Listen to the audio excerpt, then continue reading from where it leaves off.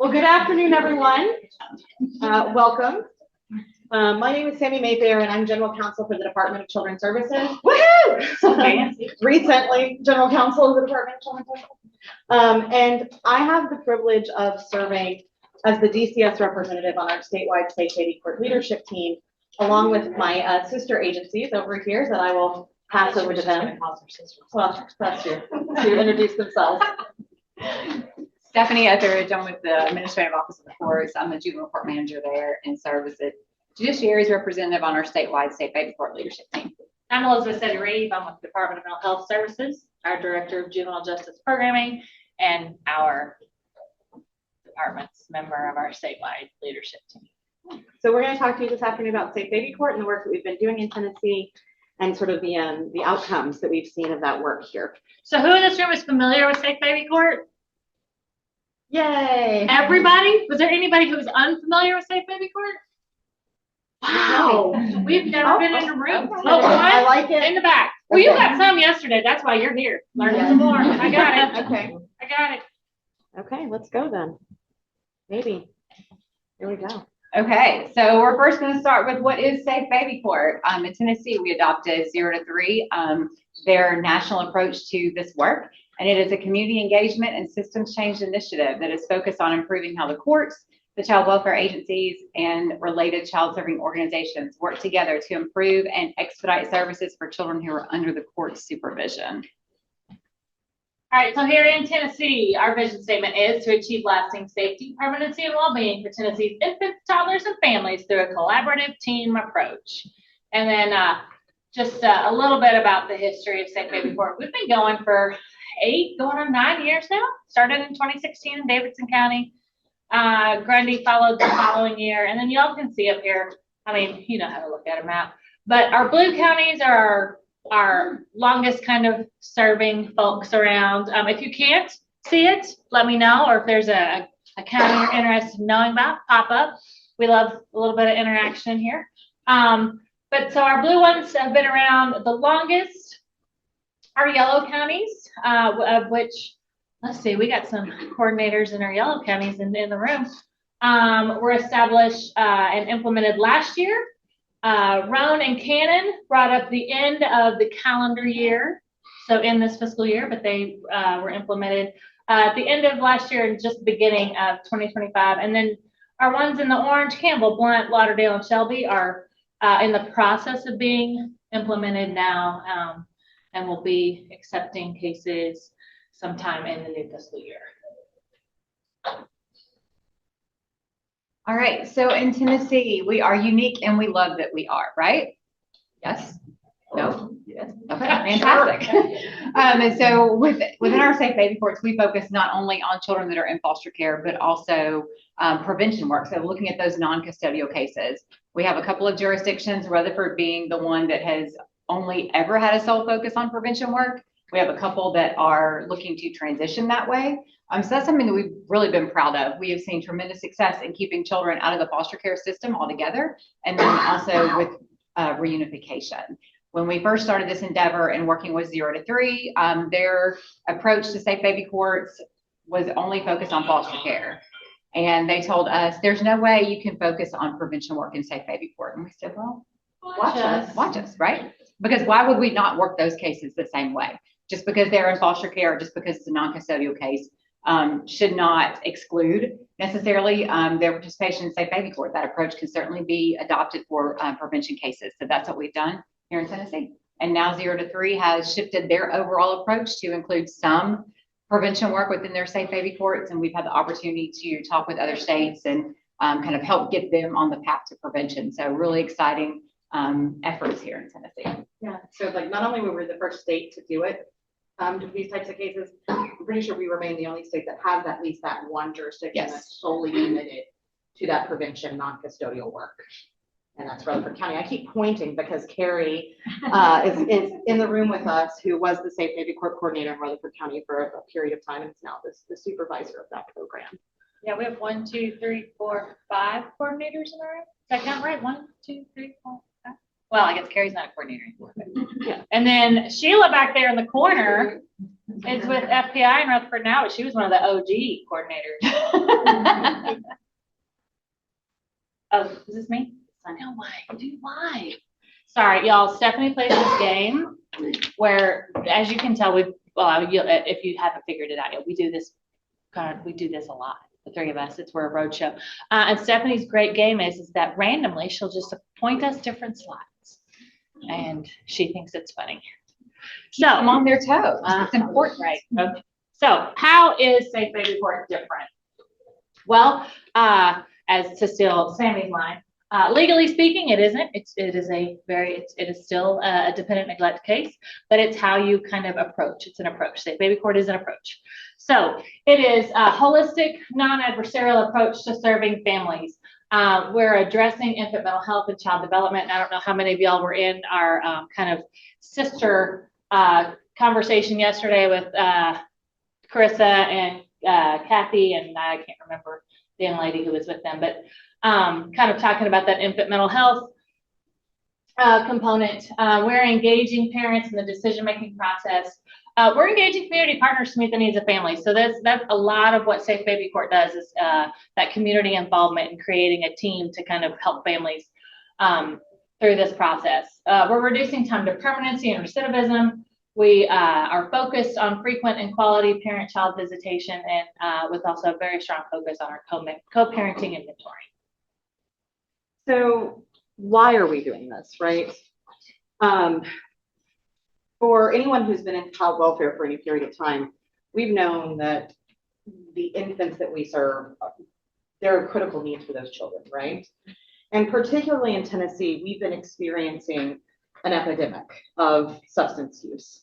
I started as a field attorney in East Tennessee with the department. At the time that I was a field attorney, one of the counties I covered had one of the highest rates of substance exposed infants in the country. So, we've had opioids, we have fentanyl, we had methamphetamine was a big problem for a number of years. And so that really is impacting that younger population, particularly again with those substance exposed infants. And so the General Assembly recognized that there was a need for this population and we needed to do something different for them. And that's really where Safe Baby Court came in. It is a statutorily created program, and because it is statutory, we have statutory goals for that program. And they are to reduce the time to permanency of children aged 3 and younger by surrounding at-risk families with support services, to reduce instances of repeat maltreatment upon that same population, to reduce the long-term and short-term effects of traumatic experiences occurring when a child is aged 3 years of age or younger on that child's brain development. So again, that ACEs and infant mental health component. To promote public safety through these reductions, to increase the personal, familial, and societal accountability of the families, and to promote the effective interaction and use of resources among both public and private state and local child and family service agencies, state and local mental health agencies, and community agencies. Oh, sorry. I'm also obsessed and assume that every single computer I touch is a touch screen. So if you see me like stabbing at this, it's 100% it's me. Sorry. So continuing on a little bit here with 0 to 3, we also really adopted their core components to this work. And that first core component addresses interdisciplinary, collaborative, and proactive teamwork. And that is accomplished through ensuring that we have judicial and child welfare leadership, a local community coordinator, which in Tennessee, those are referred to as Safe Baby Court coordinators, and then an active community team. What we can tell you, since we've been involved with this work in Tennessee, is that if you do not have strong judicial leadership, everything else on this slide can be absolutely flawless. You will not have a successful Safe Baby Court. So those are really, really key core components, is having that strong judicial and child welfare leadership in order for your Safe Baby Court to be successful. That next core component addresses enhanced oversight and also collaborative problem solving. And that is accomplished through ensuring that we have pre and post removal child and family team meetings. The next core component addresses expedited, appropriate, and effective services. We want to make sure that we have a continuum of services, not only for children, but also those family members. If we have caregivers, other extended family that is involved with those children, we want to make sure that we're addressing all of the needs of everybody in that household.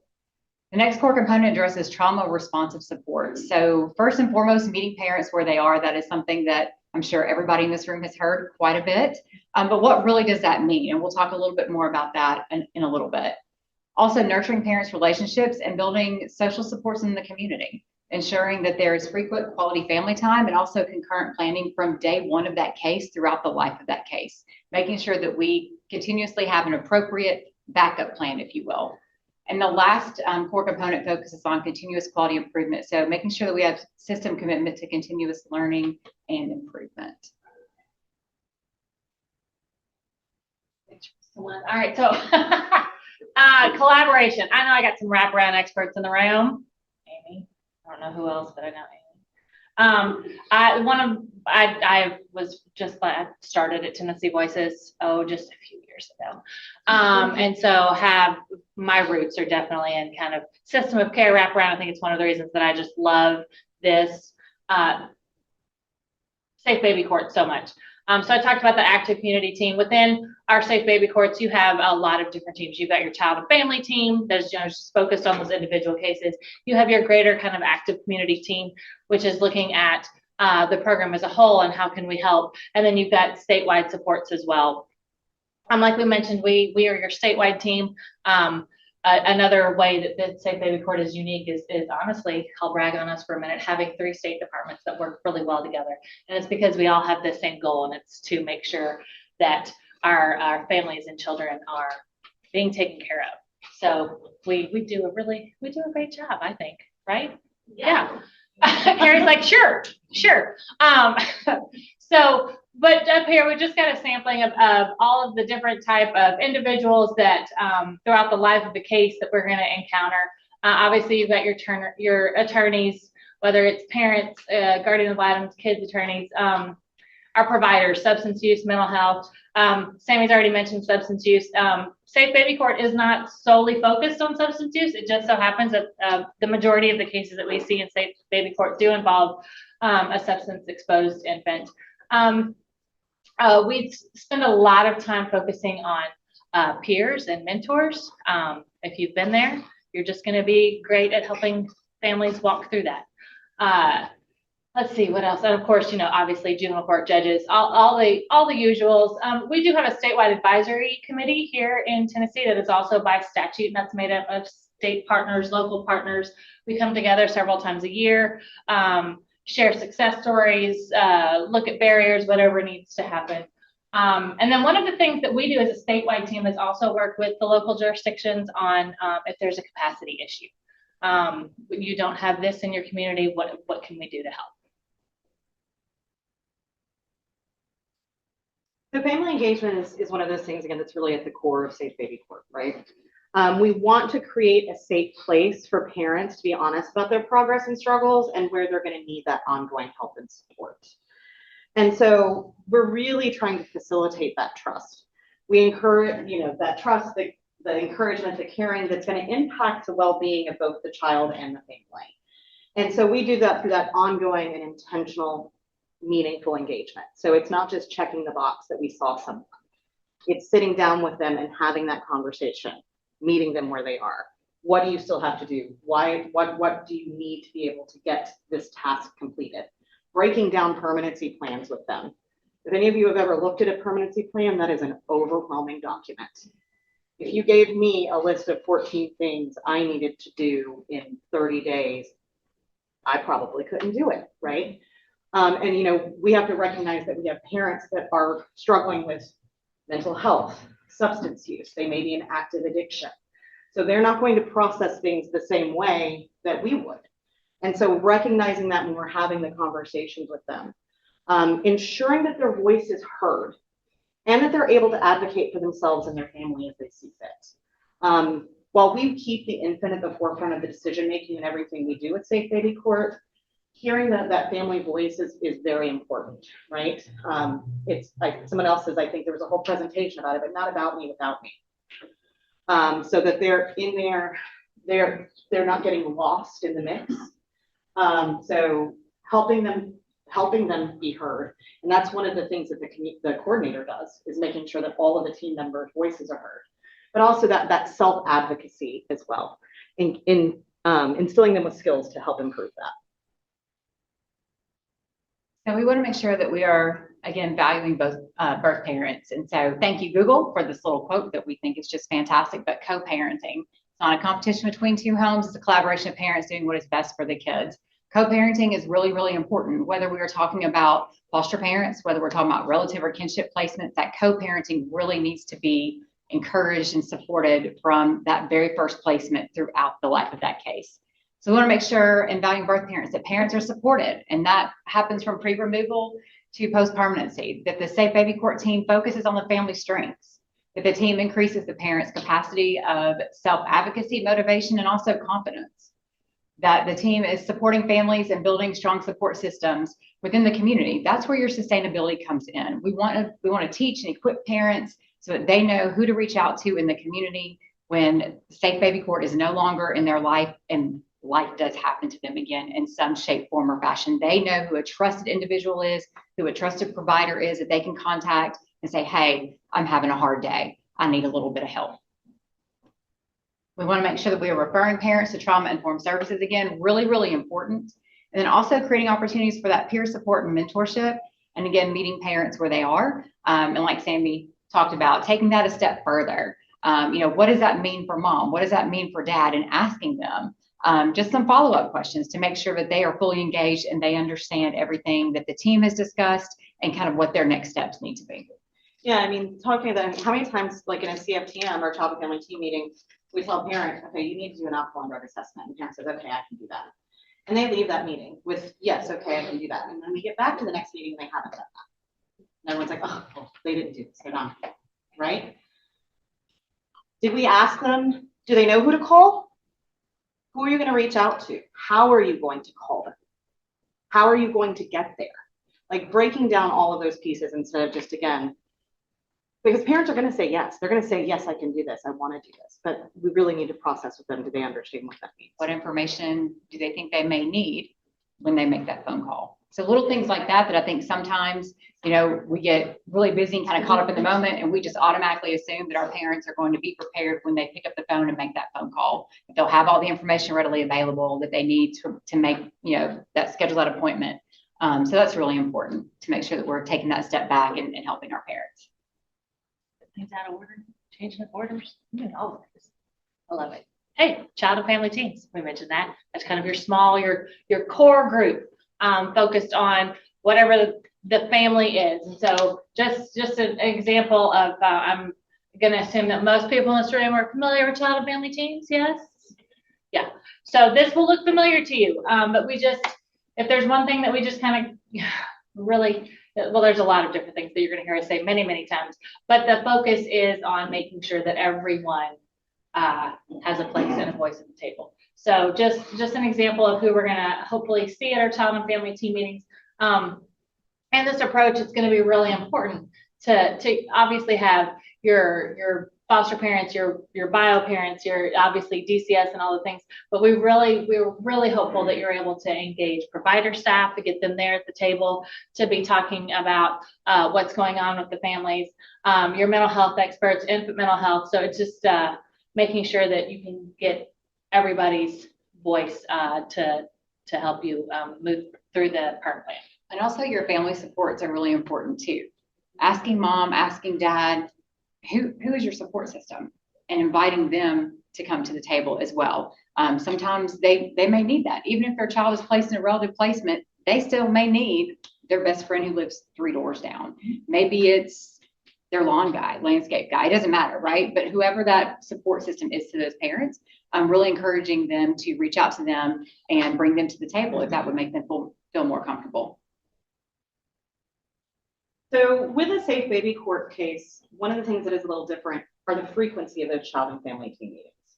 So we're required to have child and family team meetings at least monthly in a Safe Baby Court case. And sort of spoiler alert going ahead a little bit, we also have hearings monthly as well. And the idea is that frequent contact with the family is part of what helps speed us along to permanency, because you're having at least 2 contacts per month with the whole team with the family. So instead of waiting, 60 days or 90 days to the next court hearing or the next child and family team meeting, if issues are bubbling up, they can be dealt with much, much faster. So as I said, at least monthly, but they can happen more frequently, obviously, if they're needed to, right? If there's a placement issue or stabilization issue we need to deal with, or we've got a parent who's looking at a return to use situation and we need to address that quickly. Obviously, we can do that if needed. During our permanency plans, we really focus on permanency, and during our CFTMs, not our permanency plans, we address permanency and concurrent planning. So the idea is that when that case starts in Safe Baby Court, we identify the primary goal, which is reunification. Our goal in Safe Baby Court is reunification, but we recognize that's not always feasible, right? It may not be in the best interest of the child to reunify, and that's okay. It's not a failure of Safe Baby Court if we have some alternate permanency goal that we finalize. Permanency is this success, right? Whatever that looks like.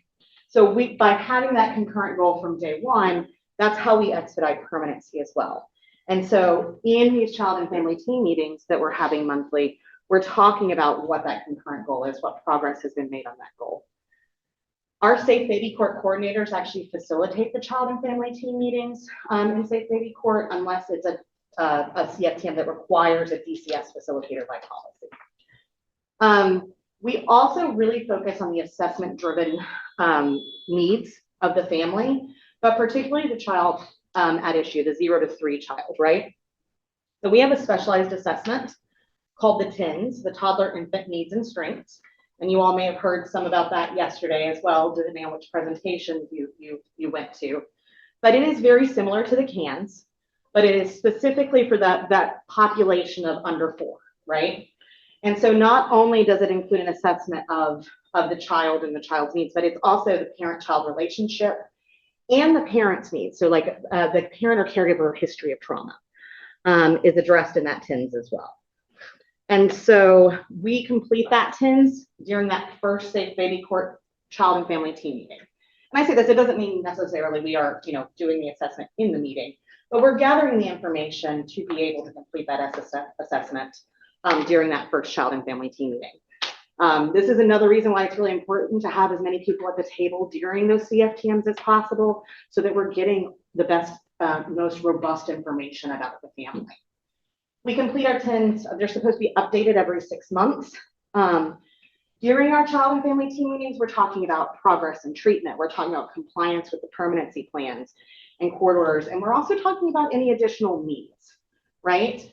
We are strength-based. We want to focus on the parents' strengths and what they have achieved. We want to look at potential solutions for any sort of roadblocks that have popped up, but we still have hard conversations when they're needed, right? So there shouldn't be surprises in a Safe Baby Court case when we get to court, right? Because everyone should have talked about any issues that may have come up in that CFTM. Now, doing the work that we do, we know surprises always come up, right? Like something has happened maybe the morning of court or the day before court. That's not what I'm talking about. I'm talking about we have a CFTM and everybody believes the case is going in a certain track, and then we get to court and something else comes up that no one had talked about. That really shouldn't be happening in a Safe Baby Court case, again, because of the frequency of that contact that you're having and the transparency that should be happening during these meetings. This is where decisions are usually made with active participation from the family and the team members. Our Safe Baby Court judges really do empower our child and family teams with the ability to, make decisions about progressing towards additional unsupervised family time, those types of things. But in circumstances where you can't find consensus within that Safe Baby Court team, then at that point, the team makes recommendations to the judge, who is obviously the ultimate fact finder and decision maker in any case, just because, again, it's what? Okay, it's just a dependency and neglect case. I figured you knew the answer. I did know the answer. It is still legally a dependency. I was still thinking about how you were typing a minute ago. Oh, I was typing. That was sorry, yeah. So. Your turn. More on child and family team meetings. I know. Ooh, okay, no, this is usually. Okay.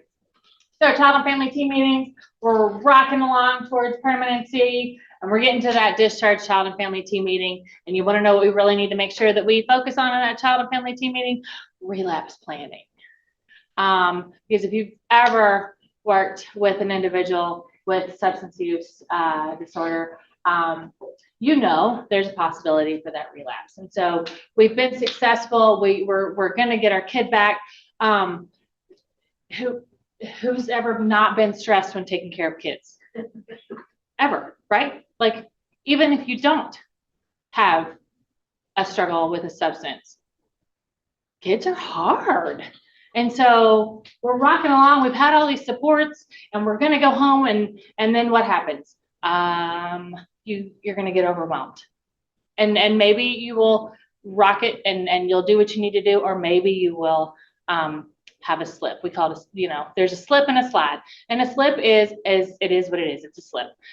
We took an oxy, or we whatever, and then if we have a plan in place, we know that we've made that slip, and who are we going to call? Who are we going to reach out to? A lot of times, through Safe Baby Court, you know what that person is, who that person is? It was your resource parent. It was who was taking care of your child during your rocking along to permanency. That's the relationships that are created. And so we really need to be focused on making sure that relapse plan is in place, and so that they know that even though they're getting their children back, that they're still going to have the supports in place to be successful.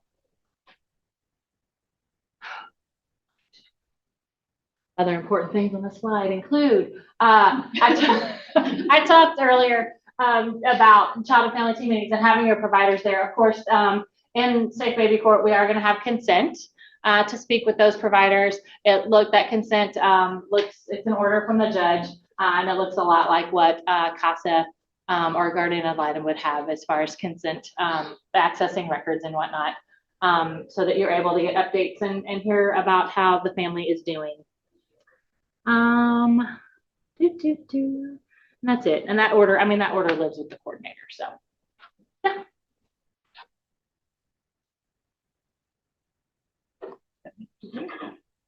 Okay. Sorry. Okay. So the family voice, as we've said several times already, is an integral part of that child and family team. So we want to make sure that we are continuing to encourage active participation from our parents. And again, meeting them where they are. And very similar to our court hearings, we want to make sure that we are encouraging children to be a part of those child and family team meetings. However, each Safe Baby Court team needs to really take into consideration the age and developmental needs of those children and really determine as a team, is it in their best interest to be at every single meeting? Especially if we've got older siblings, and maybe one of the things that they struggled with was making sure that they got to school every day, right? Maybe we've had some truancy challenges. So it probably is not going to be in their best interest if the child and family team meeting is at 1 o'clock for them to be pulled out of school, right? So that's just an opportunity for the team to really think about each individual family and those children and make that best informed decision about their presence at every meeting.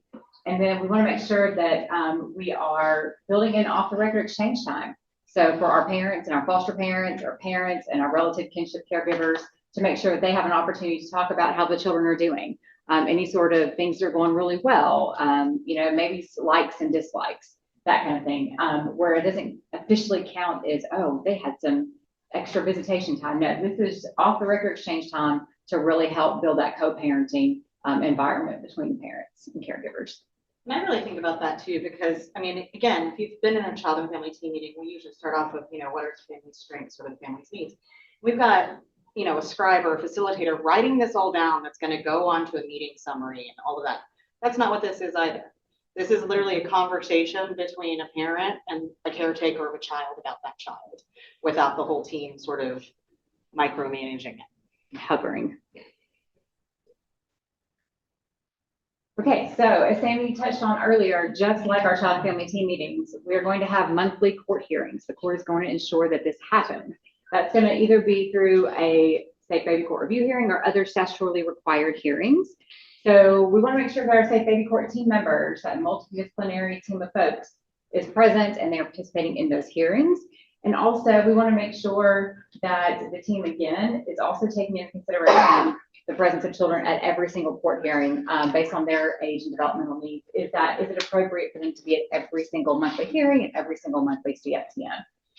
And then for our cases that are in foster care, our custodial cases, because of the frequency of the Safe Baby Court review hearings, A separate foster care review board is not required because all that information is being handled within those review hearings.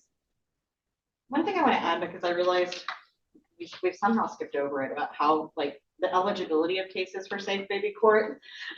We've been talking about this, and then not like how do you get in, right? So one, you have to have a court that has a safe baby court, right? So we've gotten the grant, the funds set up to establish it. But the court has to have jurisdiction over the family through a dependency and neglect petition, right? That's been filed with the court. The Department of Children's Services, I can't even say my own agency's name, has to be a party to that petition. And so normally it's, we have filed that petition. Our case has to remain open and active the entire time that the case is in safe baby court. So, that's a little different, I think, for some of the non-custodial cases that, we see where maybe we file and then we close our services case, but there's still court oversight. We have to keep that services case open the entire time that it's in safe baby court. So we're involved until the court case is closed. There has to be at least one child that is the subject of the petition that is between the ages of 0 through 3. You just have to have one qualifying child. With that one qualifying child, the whole family comes into safe baby court. So you can have a sibling group of a newborn, a 4-year-old, and a 16-year-old, and they're all coming in. So that 16-year-old is in safe baby court. Because again, this is legally still just a dependency and neglect case. So we don't piecemeal out portions of this case, right? So we have one petition, so that whole petition comes into safe baby court. There are no set requirements or allegations that automatically make something a safe baby court case. So it's like, you don't have to have substance exposure to come in. It's just any dependency and neglect allegations. What the courts, each of these sites can do is they can set exclusion criteria, and each of the jurisdictions determine that themselves about what kind of cases are not appropriate for safe baby court. And pretty universally, those are going to be our severe abuse cases that involve physical abuse with a parent as a perpetrator, or sex abuse with a parent as a perpetrator, or failure to protect from that abuse. Those are the most common ones that we have. The ones that it is highly unlikely that the department is going to be seeking reunification with those individuals, because that is the primary goal. So, I mean, if you have a circumstance where we know right from the beginning, this is one that the department is likely going to be seeking termination because of the severity of the allegations, then that's probably not going to be a good fit for safe baby court. So that's pretty universal across the state. Courts have decided that those are not the kinds of cases that they're going to take. Now, that doesn't mean they can't take severe abuse cases. And you've heard us talk multiple times about how substance exposed infants are probably one of the most common cases that come into safe baby court. Well, in utero substance exposure is severe child abuse, right? But even with that, they can still come in, and we work through that portion on the legal end, right? It doesn't necessarily mean, the child's not severely abused. We're looking at disposition, right? Like, what's going to happen? And with substance exposure, it's easier to cure the abuse, right? That's probably not the right way to say that, but you can demonstrate lasting change from what happened to cause that severe abuse with substance exposure, usually easier than if it is a circumstance, again, where it's a sex abuse case, right? So those are the kind of things that we're looking at. Did I miss anything? I have a question. Yeah. So, if someone is substantiated for DCS for drug exposure, if they do say they report, can they maybe get it expunged, or once it's substantiated by civic, it's an undo all and it's just after the. So that substantiation is its own track, because that's an internal agency designation that's separate from any sort of court hearing that may happen. So, say they court doesn't have any type of, so once they're substantiated, like say they court is just like an extension to help them for like reunification with the child. Yeah. Yep. Can appeal the substantiation, like you said. Yeah. We'll say they, but a lot of those drug ones don't get overturned. It's like, So, let's say Rutherford County, where it's all pre-custodial, at the eligibility criteria, the deficient, open and active DCS case, at least one qualified child, 0 to 3.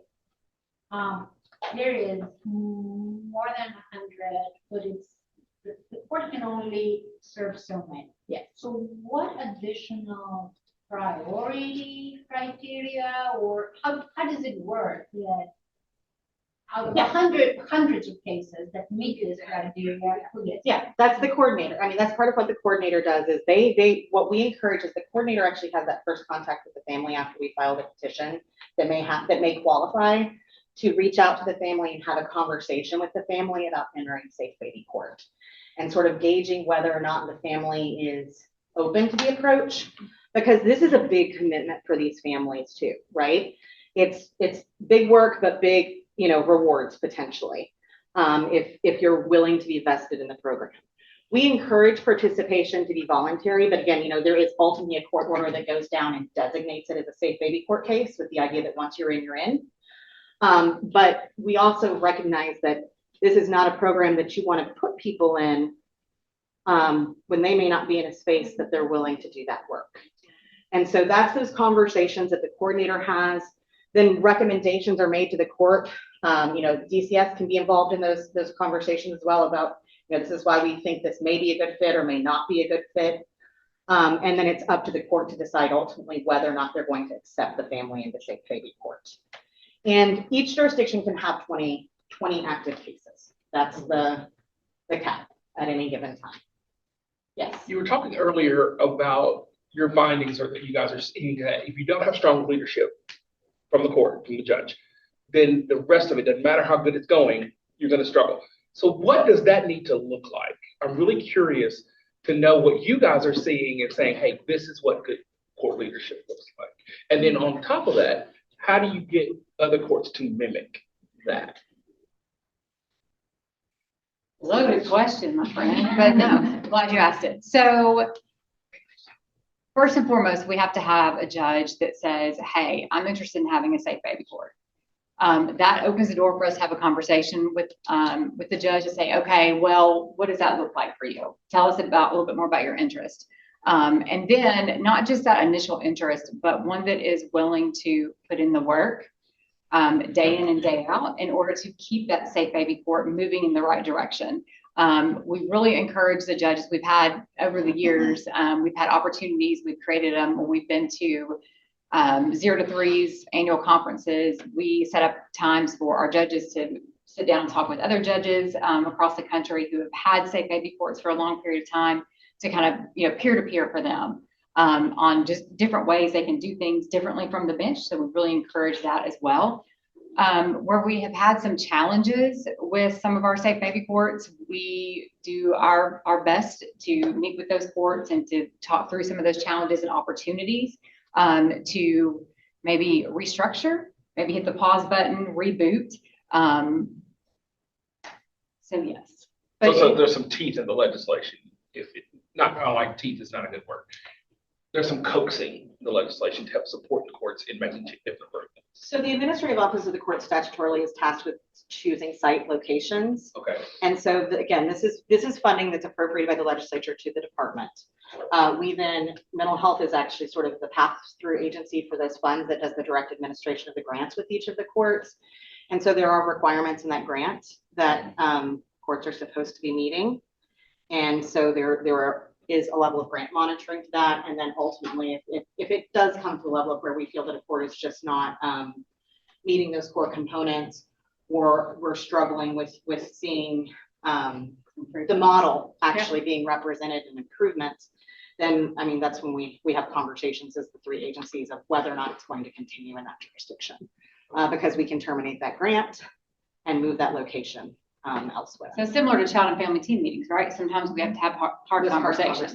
And I will say that we do have a growing number of courts that are interested in having a safe baby court, because they hear from their peers at conferences and other times about just the overall success and just tremendous outcomes that they've seen in their communities.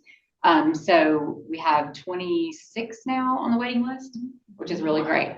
So we have a lot of interest across the state, but yes, so we're constantly monitoring things and looking for opportunities to improve everybody, right? To include the 3 of us. So, and I mean, we've also had circumstances where I think where courts have gotten into it and realized that this was not maybe a good fit for them or for their county, and they voluntarily relinquished as well. So it might not be the right time for them, that kind of thing. Yeah, and can they also be in safe baby court and recovery court, at the same time, or they have to choose one?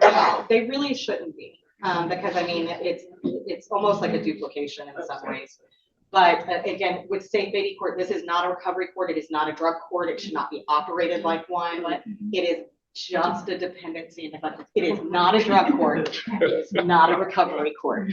There are And no we- sanctions in safe baby court. Well, and we also say that because in our recovery courts, there's a lot of opportunity for what we call ex parte communication, right? And that cannot happen with safe baby courts. And so that's why we really stress that it is not a recovery court. You know, the overall, it is a specialized docket. And, you know, in recovery court, obviously you're focused on a lot of the same things.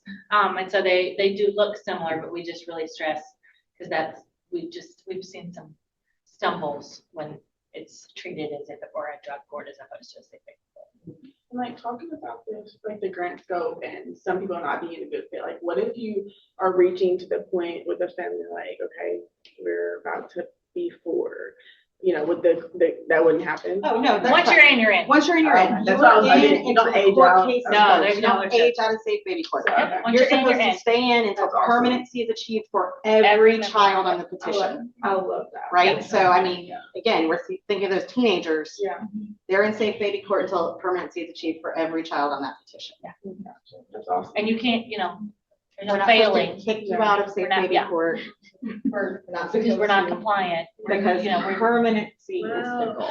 Again, it's Can not we a get recovery. some of that compliance in our JJR program? I love that. Like, how do we- yeah, Right? let's promote that word. For pre-custodial cases, are the children typically in the home? If not, who are children with typically for pre-custodial cases? So with the non-custodials, we see all of those things. So like it can be any dependency and neglect petition. So maybe it's a petition we filed, and they're called different things in different counties, but like, so a petition for court-ordered services or a petition for protective supervision, where the child actually stays in the home, but there's order to comply with certain services. That is potentially eligible for safe baby court. Otherwise, it's going to be circumstances where we filed a petition and asked for custody to be placed with a third party, not in foster care, but directly with that third party. So we're going to do roles and responsibilities, and we were just talking about judges, and so that's why I went ahead and just keyed it up. Perfect. It was perfect. So our judges, and in some of our safe baby court jurisdictions, we have safe baby court magistrates, like Knox, like Davidson, Madison, Coffee used to, she's sitting right there. So we want to make sure that our judges and our magistrates, that they are always up to date on current statutes and best practices, that they maintain a regular and separate safe baby court docket. We do not require them to have a standalone dedicated day for safe baby court. Especially in some of our rural counties, oftentimes the juvenile courts will have a DCS day. And so that's completely fine. Oftentimes what they'll do is they'll say, okay, safe baby court docket starts at 1 o'clock. Perfect. They just have to have that separate docket. Also, the judge is part of that multidisciplinary team. The judge is trauma informed. They ensure there are monthly hearings, that it is non-adversarial, and also that the judge supports and also motivates the parents and the caregivers. The judge makes, as Sammie mentioned earlier, makes all final factual and legal determinations. The court is going to explain the basis for their decisions to the team members and participants during the hearings. The court is also going to consider input from the multidisciplinary team members and also trained treatment professionals. And any communication with the judge or magistrate only occurs on the record in a hearing. What? Any communication with the judge or magistrate only occurs on the record in a hearing. No ex parte communication. Unless it would otherwise be allowable by law. Sorry. The lawyer in me has to come out every now and then.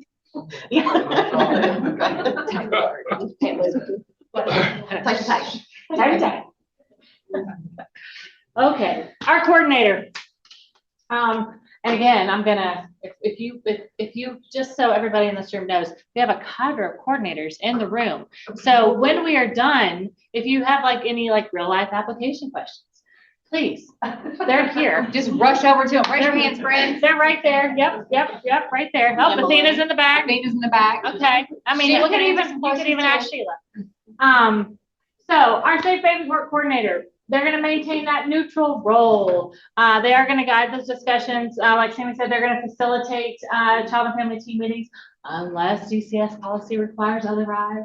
They're going to ensure that all voices are heard. They're gonna share factual information, means keeping their opinions to themselves. They're gonna build an active community team. And for those of you, I don't know if anybody has been to any of our full-blown implementation trainings, but one of the things I love about the implementation trainings is you invite folks from the community to go ahead and learn about Safe Baby Court from the get-go, and you have automatically kind of created the beginnings of your active community team with whoever shows up to your implementation training. So it's really nice. They're going to identify and coordinate those community resources. They're going to problem solve with those community providers. They're going to maintain their non-judgmental approach with all parties. And especially they're going to understand the population that we are working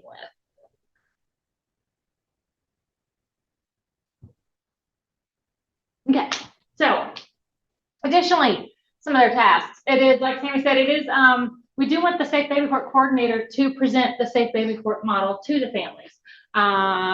You know, if you're gonna go and take a kid away from a family, they may not be real interested in speaking to DCS. Just gonna say, right? So we have really, we see success with that being explained to by our Safe Baby Court Coordinator. They're gonna help that parents build healthy and supportive relationships. They're gonna make the referral to TEIS within 7 days of that family being placed on the docket, unless the DCS or CPS has already made that referral. They're going to seek expert consultation. We are so blessed here in Tennessee to have our centers of excellence and access to our infant mental health experts and consultation with them. We have the lovely Dr. Smith in the back corner. She's been sitting back there. She travels with us on our implementation trainings. We'll say the only time I ever really get nervous anymore in our trainings is when I start talking about infant mental health and she's in the room. Though she tells me, she says anybody who knows anything and can speak about infant mental health is an infant mental health expert. So, but she really is. Krista and her team offer consultations on complex issues and would advise anybody who's working with the Safe Baby Court and to definitely take advantage of her and her team. So again, a big role of the coordinator is to collaborate, active communication with all members, ensuring those monthly child and family team meetings are occurring. They're going to make sure that the needs of parents and caregivers are being addressed. Definitely the needs of children being addressed, and they're going to help in developing that realistic family time plan. Whoops. Did it stop? No, good. Case manager? Yeah. So the case manager is responsible in assisting and identifying cases that are appropriate for Safe Baby Court and making referrals to the Safe Baby Court program according to the local protocol. Because each jurisdiction will kind of map out how they want to receive those referrals, how they want to be notified of potential cases that fit the model. In collaboration with the Safe Baby Court Coordinator, case managers are equally responsible for ensuring that those monthly child and family team meetings are happening. We're completing necessary assessments and sharing those assessment results with the members of the team. We maintain at least monthly face-to-face contact with all children, parents, and caregivers in the case. We have active communication with all of the team members, and we are also a part of developing that realistic family time plan. We're going to talk about family time in just a second, but it's realistic for everybody that's involved. And that means DCS case manager too, like for transportation and whatever that might look like. But at the end of the day, we also comply with all DCS policies and requirements because we still have the same responsibilities that we would in any other case that we're involved in, right? Any custodial case or non-custodial case, we still have to comply with all of those policies. With our placements, what we really ask is that they participate as actively as they are able or willing to do. Because they are the people providing the day-to-day care for the child most of the time, right? And so they're going to have the most relevant information about how that kid is doing. And so they're going to share that with the child and family team, and they're going to participate in those meetings. We also really encourage co-parenting, as Stephanie had mentioned earlier. We want them to co-parent with the birth parent, and we want them to understand that the primary goal of Safe Baby Court is reunification. And so they need to support that goal as well. Again, recognizing that a lot of our parents have their own history of trauma and may not know how to parent. We really like situations when the placement is willing to serve as a mentor or a model for the birth family and help them with the skills that they may not have otherwise had. They're obviously responsible for ensuring the day-to-day needs of the children are met, and they're part of that development of that realistic family time plan as well. So again, along the lines that we were talking about with the relationships between birth families and the placements is we really want to support opportunities for families to connect in the most neutral settings possible. And so if we have a placement that is willing to facilitate visitation at their home or anything like that, that's something that's great because that's much better than having visitation at a DCS office, right? And that's something we encourage coordinators to do as well, is to find locations within the community where that family time, that contact can happen, that is in a more natural setting. So maybe, what did I just say, Chuck E. Cheese? No, not a Chuck E. Cheese, absolutely not a Chuck E. Cheese. No. Like somewhere where maybe there's, a kitchen and the parents can cook a meal during the visitation and they can all eat together or whatever that might be. We also encourage them to help parents cope with their feelings in order to visit consistently. There are a lot of big feelings involved when the department gets involved, right? On both the parent side, the placement side, the children's side, and everyone needs to recognize that. And that, it's okay for babies to cry at transitions. We expect babies to cry at transitions. And so we need to prepare parents that may happen, and we need to prepare placements that's going to happen. And that crying isn't the concern, that sometimes the not crying is actually more concerning than the crying, right? So just recognizing that those things are going to happen and having those conversations with each other. Also, for families that will recognize their parents' strengths and responding to their child, right? Again, we're celebrating successes when they happen. And so when a parent picks up on a child's cue, tell them, good job, you picked up on that. Let's keep doing that. Encouraging parents to improve their core skills, and similarly to what we were saying with coping with feelings, helping parents prepare for the child's reactions and how to cope with them, and also give their child their full attention when they're experiencing that family time. So some more on co-parenting. We want to make sure that we are really encouraging parents and caregivers to collaborate. Again, to avoid painful and any sort of damaging conflict between adults. That's the last thing any child needs to be in the middle of. We want to make sure that we are encouraging them to share freely important information about the child's needs, routines, likes, and dislikes. So really encouraging mom and dad at the very beginning to let the co-parenting partners know, hey, my child does not like peas, or our bedtime routine is fill in the blank. My child likes to have a bubble bath at least, twice a week. Any sort of likes and dislikes. Our favorite bedtime story is we like to sing. My child is an Auburn man, not a UT man. War Eagle. We want to make sure that we encourage them to facilitate smooth and mutually beneficial visits. We want to make sure that we are encouraging them to collaboratively plan together, again, for those transitions. That we want to make sure that we are preserving the child's relationships with both families and all trusted adults. It's really important. We want to make sure we are helping children thrive in their placement to avoid any unnecessary placement disruptions. We know that with DCS, placement stability has been a priority for the department for several years. And so that's one of the things that we are tracking in Safe Baby Court are the number of placements that children have had. We thankfully, the majority of children in Safe Baby Court have had 1 to 2 placements, which is our goal. So that's really, really important to minimize any sort of unnecessary placement disruption. That's where those consultations really come in. Yes. Sorry. Absolutely. We've used those very well to help preserve placements or to troubleshoot issues that may be happening that with the visitation, those transitions, all of those things. So great resource. We'll make sure that we are encouraging and promoting positive experiences to minimize any sort of grief and loss due to being placed in foster care or any other out-of-home placement. So anytime a child, whether they enter foster care or not, any sort of change in their placement is traumatic for them. And we want to make sure that we are encouraging long-term supports for both the parents and the children. And again, those co-parenting partners, once the children return home, those are likely trusted adults for those children. So what can we do to help continue to foster that relationship? I think some of the best successes we've seen with this are those circumstances where that co-parenting relationship was built, so that when a child reunifies, they now have two families, right? That extended family becomes that built-in family support. We have a family where it was a foster family, child reunified with mom. That's still her go-to babysitter. They do holidays together, all of that. We just recently had a case where the former foster parents bought a car for the parents because the car that they had wasn't large enough to transport the whole family. And so the former foster family actually got a car for the birth family. So, I mean, great relationships that we're seeing built when this works well. No, I'm not doing it. It's yours. I tried. Okay, so this is one of my favorite things to talk about.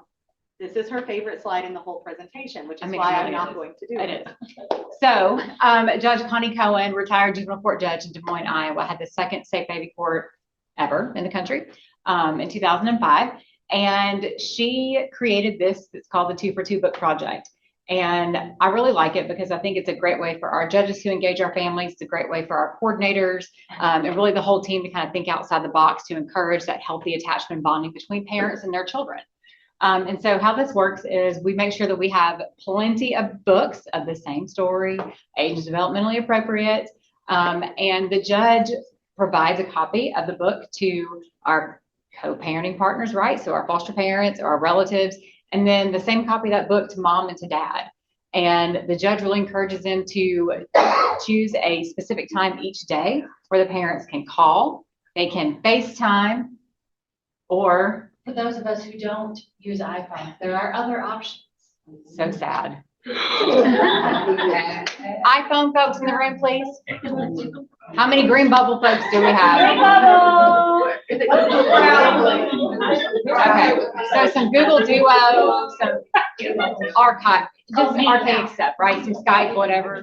I mean, anyway, but you get the point, right? So you got lots of opportunities to have that contact with them every day. So you can do it by audiovisual means. And so the idea is that mom and dad have an opportunity to read a story to their child, to their children every single day at the same time. So we have that consistency and the child is able to hear their parent's voice. And so the foster parent or relative kinship caregiver can hold the child in their lap if they're a young child, turn the pages of the book while they're hearing dad read the story, while they're hearing mom read the story.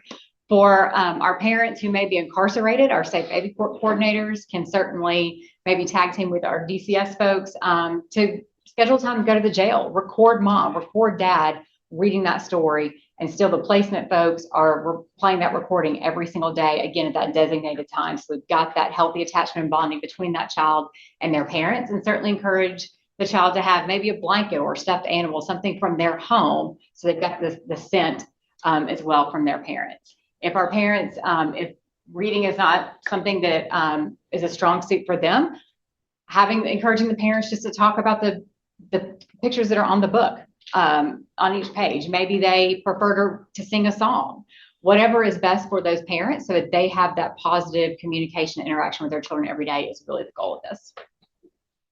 And just really want to step in just really quick because we're going to move through just a couple slides a little quicker because we've got CASA, hold on, CASA, what's next? Attorneys. CASA, attorneys, a lot of the providers, what we have left, they all have a responsibility to know the population, to be present at meetings, to offer information. We love when they're able to come to the implementation training because again, you're learning about the program from the very beginning. And we just, yeah, we're going to get it. I want to make sure we can get through everything. It's me. I thought that was you. That's you. That's her name. Okay. She's like, I meant. No, but see, it's supposed to be the other way. So go. Fine. She's the boss. So the safe baby court magistrate and judge and the entire team are responsible for ensuring that frequent, individualized, and meaningful contact occurs between parents and the children involved in safe baby court. So we will also want to make sure that parents are receiving coaching, mentoring, support, like we've mentioned. Visitation is a given, right? We start with the presumption that contact is going to happen. And otherwise, we have to demonstrate why it's not safe to do so. So all the team members should really advocate for increased visitation as long as that safety piece is in place. We also encourage innovative methods of visitation. We talked a little bit with the book project, but any of those ways the team can come up to have other opportunities for meaningful contact are very, very encouraged. During the very first CFTM and preferably the pre-removal CFTM, a plan's created that tells families when the earliest parent-child contact can be expected. So they know I will be able to see my baby at this date and this time. We keep talking about that realistic family time plan. And what that really is a time plan that considers the age, developmental, and educational needs of the children and keep them at the forefront of the decision-making. Thinking about feeding schedules, nap schedules, all of those sort of things are considered and disruptions are minimized when we're scheduling time for the family to visit. Using that consultation example that we talked about, we had a circumstance where a placement was preserved because a child was crying all night long when they got back after visitation. And how many times have we heard that? The immediate presumption is, well, something terrible is happening during the visitation, right? So baby's crying afterwards. And we just can't get this baby to settle and we can't deal with this. Well, after a consultation, when we talked through and we looked at like what the actual visitation plan was, baby was spending an extra couple hours a day in the car whenever visitation was happening. And baby was out like a light every single time baby was in car. So they were sleeping an additional 3 or 4 hours a day during those visitation days. And so the team figured out what was going on. They tracked and adjusted. They made a new plan. And the placement got to sleep again. And so they were happy and they kept the baby, right? But ultimately what we've seen is that the more visits the family has, it's a much higher increased likelihood of achieving permanency within that first year. So that's why we really, really want and need that contact. The other thing that we talk about with visitation in Safe Baby Court is shifting the mindset that visitation is a benefit for the parent, because it's not. No carrot. And no It is. stick. Obviously, parents want to see their children, but we're really looking at this as a lens that this is a benefit for that baby. It is a benefit for that child, because we're looking at that attachment, the relationship that's being built between the parents and the children. So, with this, and this is what I want to focus on, is that withholding visitation should never be used as a punitive measure or response. So that no carrot, no stick, right? So And if they so- fail a drug screen. What? If they fail a drug screen. You mean they test positive on a drug screen? Yeah. Yeah. Okay, you've tested positive. What is the safety risk in testing positive in a drug screen if you're already having supervised visitation? Right? There's not. The visitation is supervised. There are already safety parameters in place. Now, obviously, a parent showing up actively under the influence, that is a tangible safety concern. And then that's a conversation about why that visitation should not happen. Or maybe if it's safe to do so, transition to a virtual visitation. That doesn't mean we suspend all visitation because we've had this, right?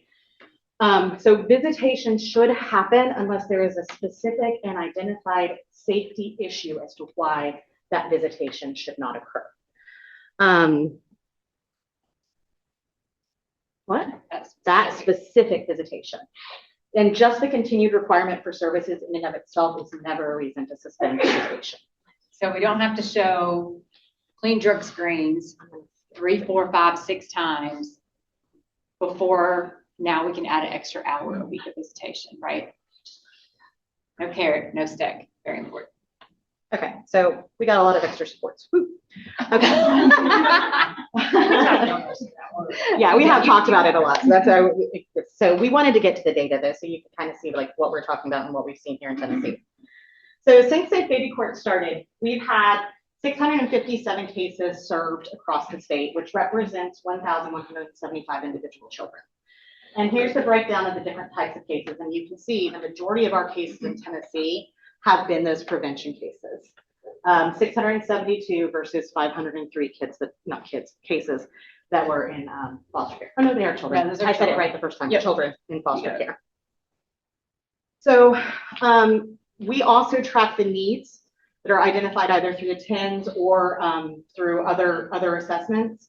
And of those 1,175 children, 928 of them have been impacted by parental substance use.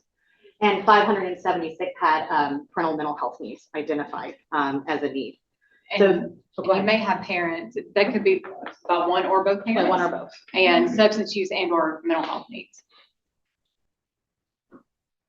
So when we're looking at permanency, with 866 kids, our average, this is from last year. Yes. Yes. 2024. Correct. Right. So the average length of time to achieve permanency was 322 days for our non-custodial cases and 522 days for our foster care cases. You will see the foster care cases are a little longer. We try to achieve permanency within a year. That's our goal, but that's not always possible. And we would rather them stay in the program and be successful and we don't see them come back, than try to force an exit before it's time to do that. Also, this is longer because there are other permanency options for our custodial cases than there are for non-custodial cases. So adoption is a permanency option in safe baby court. So we do terminations of parental rights and we do adoptions. I mean, obviously not the adoption itself, but children get adopted off of a safe baby court case. Those take longer, just naturally take longer. So you do see a little bit longer time on those custodial cases. You may also have some cases where there is an appeal. And Right. so that's going to also impact that time frame too. And so here you can see cases that have had these permanency outcomes in safe baby court. So we've had one case that had a PPLA. So that was like one of our older youth, right? Relative kinship placement, 173 cases, 246 reunifications, 27 permanent guardianships, and that could also be subsidized permanent guardianship, and 515 adoptions. Is that No, right? 60. So you're going over cases. Oh, I jumped. I was like, whoa, that doesn't seem right. So you're looking at 68 adoptions. I was like, and you're looking at cases. yes, yeah, cases over here. And then so children, you have the breakdown over here of the total number of children. So 452 children reunified with a parent. With one or both parents. So again, thinking about length of stay, this is for 2023. We don't have the updated for 24, but the average combined length of stay of kids in foster care was 585 days for children in safe baby court. For our average regular foster care population, it was 627 days. So we were achieving 42 days faster for our custodial, which I showed you are the longer stayers than a traditional dependency and neglect case.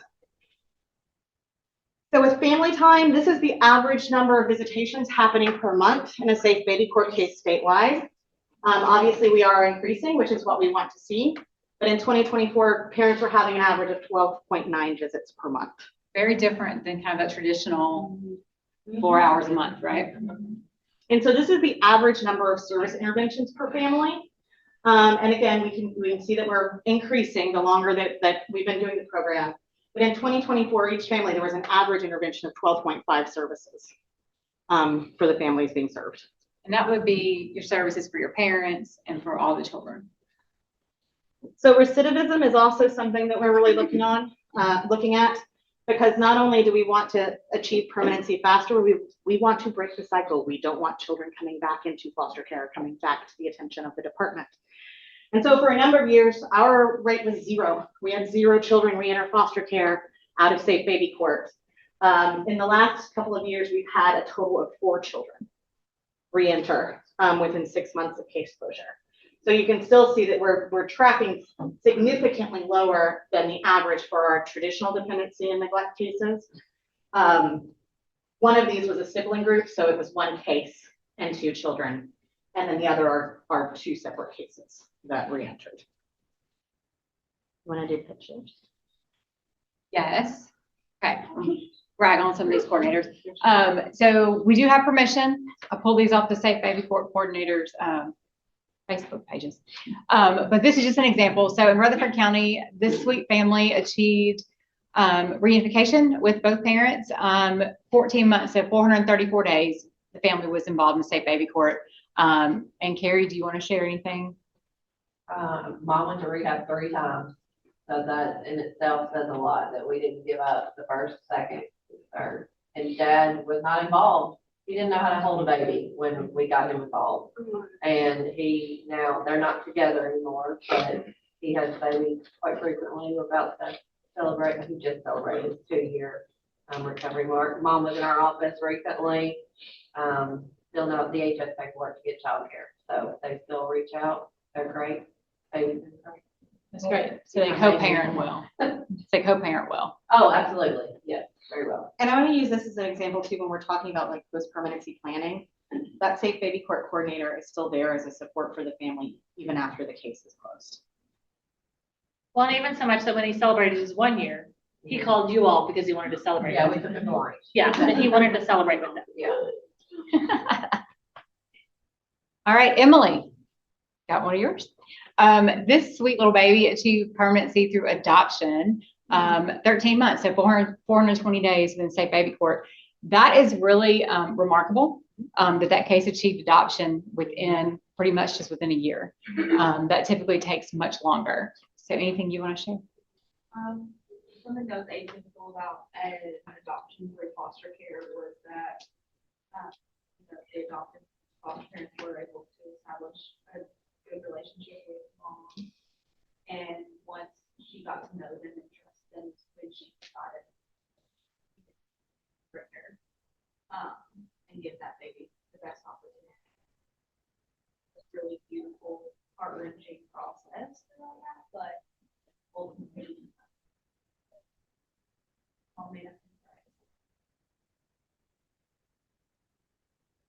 All right, and this next one is Grundy County. This family, the child achieved permanency through reunification. It took a little bit longer, 27 months. So this child was in safe baby court for 826 days. And guess what? That is okay, because that is how long it took for mom and dad to get to a healthy place in their recovery where they could safely parent their child. So the first picture down here, when he was a baby, that was actually the first time that Judge Anderson saw him. The picture in the middle is the day that Judge Anderson returned custody to mom and dad. And the last picture is that day of safe baby court graduation. They have really great extended family support as well. So I think that's really a good one to show too. So I know we're real close to time, but we're gonna play this. And, oh, no, stop. Sorry. And if you have to go, I understand, but we really wanted to share this with you all. A grandson, but most of all, most important, our father. This is a great day. Today we had graduation for both safe baby court and family treatment court. We had 2 family treatment court graduates and 3 safe baby court graduates. And they are all 5 single fathers. To see them, the things that they have shared in their group together, they are bonded by that. And that's why you see the hugs, to see what they've all gone through together. It's drug testing, presenting. Even though you work 10 hours that day, you might have a meeting or class you gotta attend. And so that's what's so great about the family treatment court and the safe baby court model is it is a much more specific plan to that person. I was the good, I was for my kids. Thank you for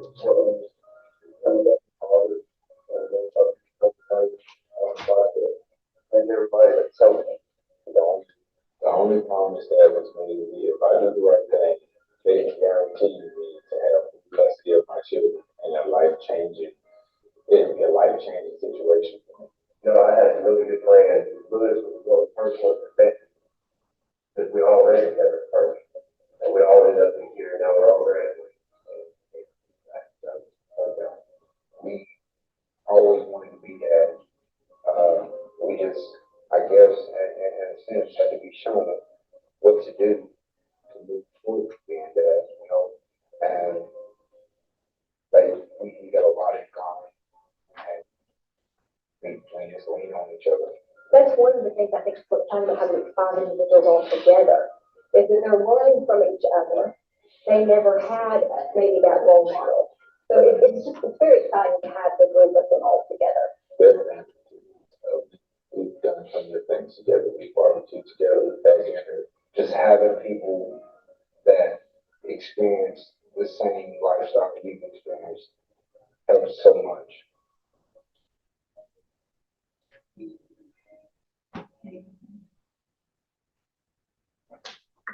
Thank you all. Oh, no, it's not. There you go. There we go. Thank you all.